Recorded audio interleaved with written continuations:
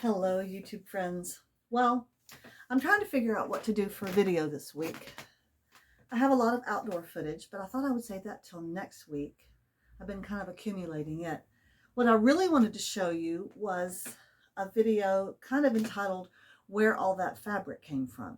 And I had all this wonderful footage that I had all this boring footage that I filmed and I edited it when I went to the thrift store that first time and brought back all that dusty rose fabric that I bought and made those two pillow cushions with in the long cabin pattern.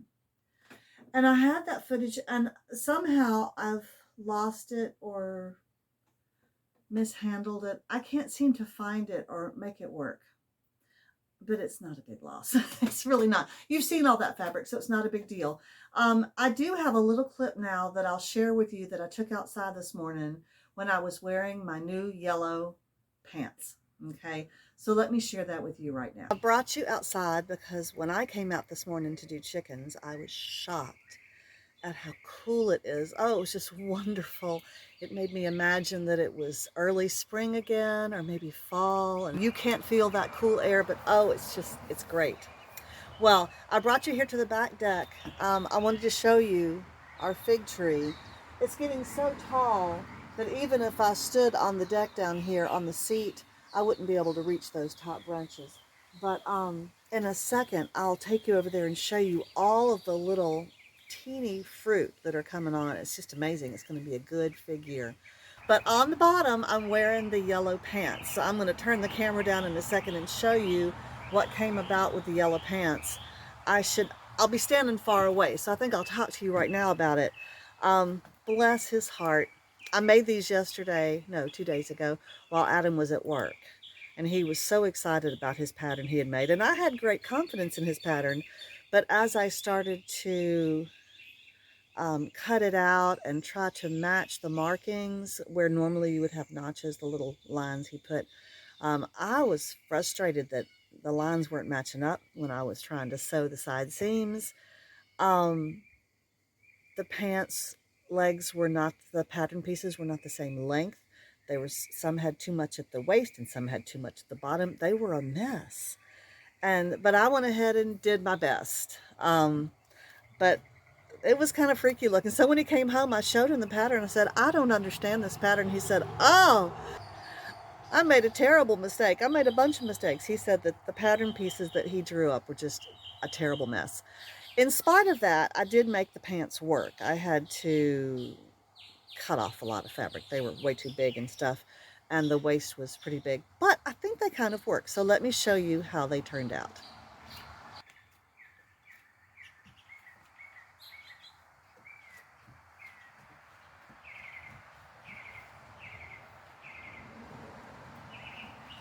They are super comfortable, so lightweight. This fabric is just gauzy. It's kind of, if it's not gauze, it's a heavy gauze, but it has that feel, and very flowy. Difficult to sew on. Kind of, it's a very open weave, but I think they might make really good sleeping pants or just lounging pants around the house. I like the length. I like how open they are. They're cool. They feel like a skirt, but they're pants. So I'm kind of pleased. And the waistband, the elastic turned out perfect. I can easily slip them on and off, but they stay up really well. So that's really what I wanted. The length, yeah, it's just about right. I can maybe make them a little bit longer, maybe an inch longer. Not a big deal. Okay, let me show you the fig tree before I go back inside. This little section right here is pretty typical of the whole tree. Look at how many, I'm looking at 1, 2, 3, 4, 5, 6, 7, 8, 9, 10, just in that little area right there, 11. It's a very healthy tree. I can't help but wondering, see, it's got a little bench. You can't sit in there now because it's just all covered in fig, but doesn't it look kind of fun? I wonder if the previous owner built that bench and put that tree there so he could sit there at breakfast and pick figs and put them in his cereal bowl.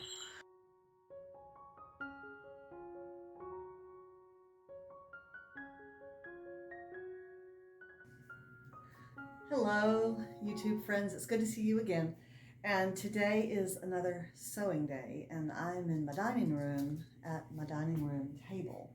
Now, this is a small house, and these days the only place in the house really that's big and flat enough to cut out a clothing pattern at all is my dining room table. And today I'm just using half of it. I've shoved everything to the other end, and I'm just cutting out one piece at a time. Now, this is the reason this is an interesting thing to tell you is that I didn't buy this pattern at the store or anything like that. This is a homemade pattern that my husband made. This is his homemade pattern.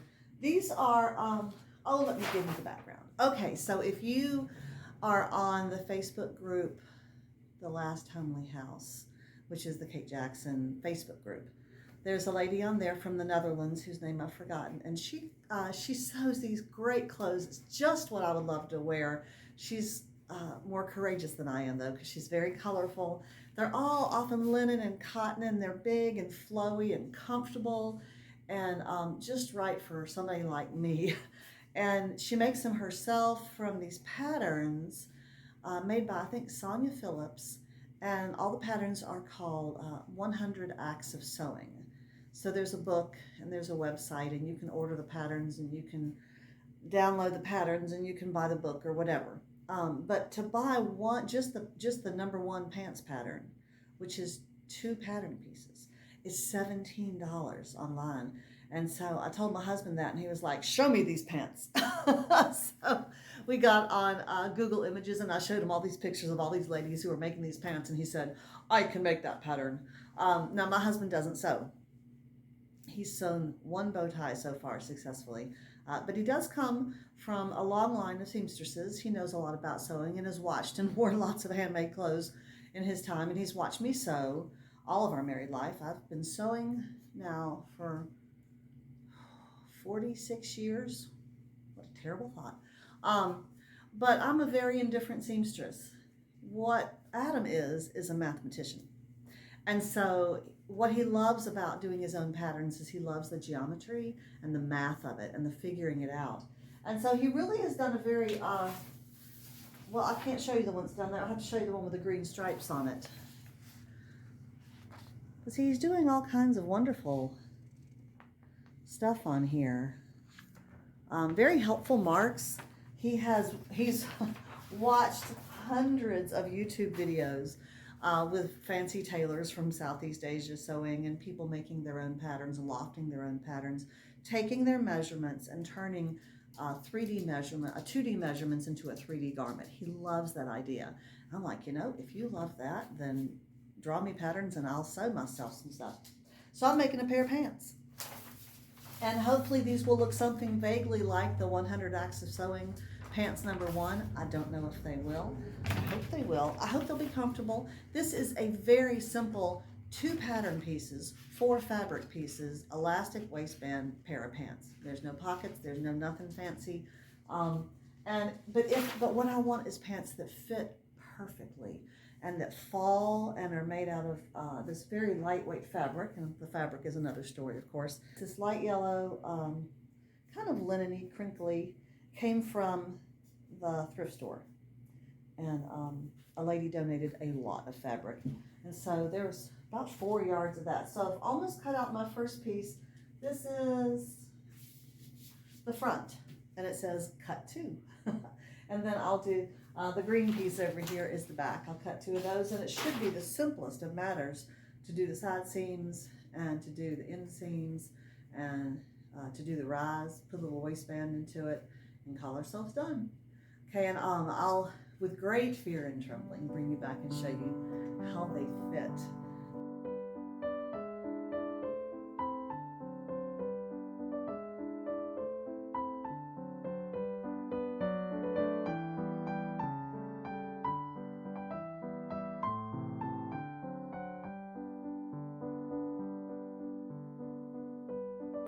Well, here we are at the sewing machine again, in the sewing corner.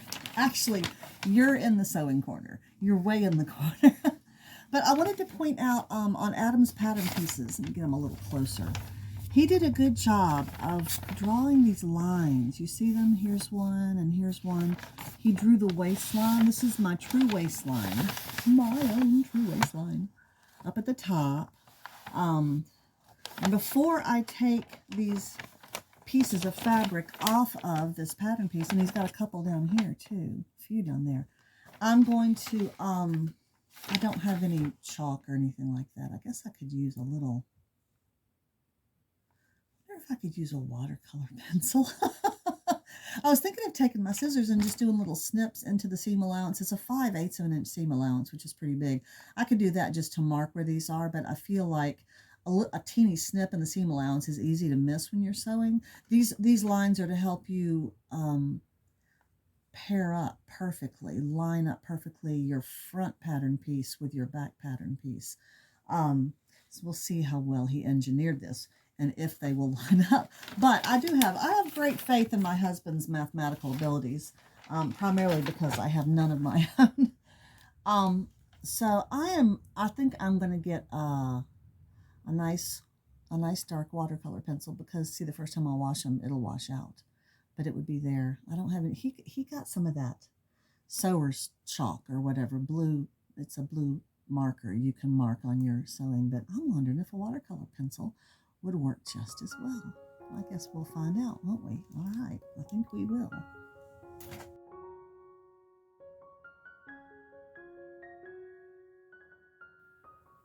Well, I think they turned out pretty well, and I have them here now. Well, I guess I could show you. Let me show you one of the pattern pieces, and I'll show you what I mean. Poor Adam. Okay, so this is the back of the pants. And as you can see at the top, he has two lines. One says waistband and one says waistline. The front pattern piece also had a corresponding line that said waistline, and so I assumed that those two lines should be lined up. He said this one was actually mislabeled, and the real waistline is this one. You see how much... So that's the kind, when I said there was some excess fabric, I put this as the waistline and had all this. And also the whole rise crotch area was also didn't correspond and was way too big. So I ended up with these pants that are just voluminous, which is fine. I don't mind because I want them to be very airy and comfortable. The waistband I love. It's just right. It's nice and stretchy. I can get it on with no trouble and off with no trouble. But yeah, this is more like a split skirt. There's a whole lot of fabric back there too that is not really necessary, but it's okay and it works. Yeah, I mean, even if you want big pants, that's a very long rise. So he's gonna fix all that, bless his heart. I did put a little tag in the back so I could always tell fronts and backs. I hate putting on a skirt like a elastic waistband skirt and you look and you can't find the tag. So I put one in a contrasting color that kind of blends in. So this is all right. I'm laughing every time I look at the rear end. It's like, wow. But they will be so comfortable to sleep in. Okay, I've got a couple of other things I wanted to show you too. So I have finished at last, but I haven't washed yet, this mitered square blanket, which I'm very pleased with. And this is what the border ended up looking like, which I think is pretty cool looking. Yeah. I mean, you want something kind of cute and bright for a little boy who's young. And I did tuck in all my ends on the back, and I think they turned out pretty neat and tidy. It's all acrylic. It's a nice sturdy blanket. I'm going to put it in the washing machine and fluff up all the fibers. And I'll probably, I don't know, I could stick it in the mail or I could save it and give it to him when I see him this summer. We'll see. We'll see what I want to do with that. Now, when it comes to thrift store clothing, I thought I would mention a couple of things. This is a shirt I got at the thrift store. It's kind of dressy, but it was it? I think that this little attachment up here was not done and it flopped open. And it wasn't indecent or anything, but it just didn't sit right. And so I just went in with a few little stitches and probably returned it to what it used to be so that the neckline lies nice and flat. I have a little cami on underneath it because it's pretty sheer. But otherwise, it was a gorgeous shirt. It was just the fit of the neck. And there's so many things at thrift stores that just need a little teeny bit of repair. This skirt is another example. And I'm going to stand up. Hopefully you can just see the skirt. You won't be able to see my head. Well, I don't know if you can see the skirt. But it's long. This goes all the way down to my feet. It's covering the top of my feet. Let me stand this way. But it has this yoke, and then right underneath the yoke, a lot of gathers, and you see these buttons. It has 1, 2, 3, 4. It's supposed to have a 5th button. I didn't even notice that. There's another buttonhole. 5 buttons. And the person who donated the skirt cut the buttons off. And so the slit on the side was huge, like it was showing a lot of leg. But I love the skirt. It's beautiful. It looks, I think it may be rayon. I forget what it is. It's long and flowy and kind of dressy. I thought, I've got buttons for that. So I did come home and find buttons and sewed them on. And they're perfectly adequate, a little bit darker than the color of the skirt. So all that to say, don't give up on something at the thrift store that you find and that you love and want just because it needs a little bit of repair, because you can do that. The other thing I want to show you is some yarn. You will recognize this yarn. This is the yarn I've been working on for quite a while, and it mostly all looks the same. There's a big fat skein. This is mostly number 4, maybe number 5 weight. Some of it's a little bit bulky. This one's a little bit browner. This one's a little bit grayer. This one's a little bit smaller.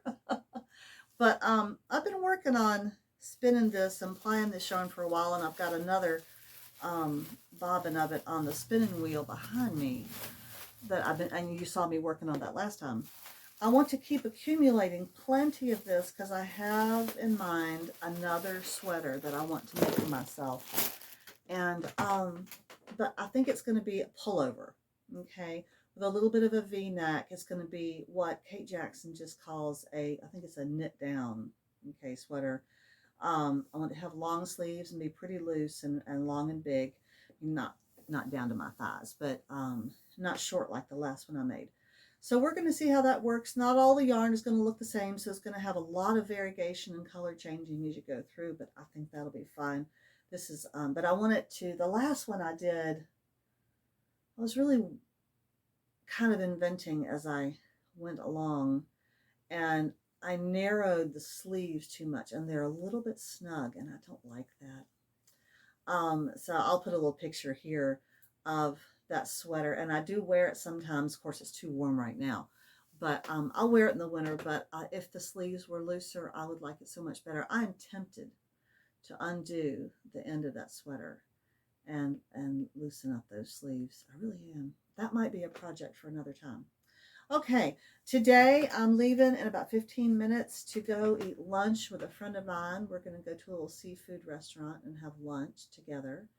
And otherwise, we're having a relaxing day, the animals and I. I've been reading a book. I'm reading Rosamund Pilcher's book, September. It's also a movie on YouTube if you don't want to have to read the book, because it is forever long. Oh my goodness. The interesting thing is that one of the characters in it is a repeat character from a previous book she wrote called The Shell Seekers. I'm sure some of you know that book and that movie. I was familiar with the movie first, The Shell Seekers, and watched it with my mother. She had a VHS tape of it, I think, and we watched it over and over. I love that movie. Then I listened to the book on YouTube as an audiobook, and it was even better. It was so good. But Noel Keating, who is Penelope, my main character, her son Noel, he comes into the story as a love interest for a young woman. It's very interesting to see him in a different situation. I'm sorry about the loss of the fabric sorting. Maybe I'll do just a little summary of that, okay? Just fill you in on what I did, because I hate that I messed it up. Okay, so this is my dresser in my studio, and so very briefly, I just wanted to tell you how I organize this dresser. In the top drawer, I have essential oils and all kinds of paraphernalia for making soap and other body care, skin care products. So I wanted to keep that pretty much the same. I like having those essential oils handy. The second drawer was a mishmash of all kinds of stuff, and I wanted to turn it into a fabric drawer. All of my fabric was across the room in a different drawer, and it was not a good situation. This was a better drawer for it. Here's some new fabric I got at Hobby Lobby. These are fabrics that I'm going to use to make those pixel picture window hangings that Kate talks about. And here's some of the, I just got a half yard of each one of these. Isn't that a fun polka dot? I like that too. Kind of a teal. This one, Adam saw this one. He's like, oh, I want to make a bow tie out of that. I was like, no, no, that's mine. And then there's another one that's polka dot, but it's a pink base. So those, I actually bought those at the store, but they were on sale that day. So that was helpful. I try to accumulate as much of this lightweight muslin as I can. This is a pretty piece. Look how pretty that is. Isn't that lovely? I love roses on fabric. I just think they're wonderful.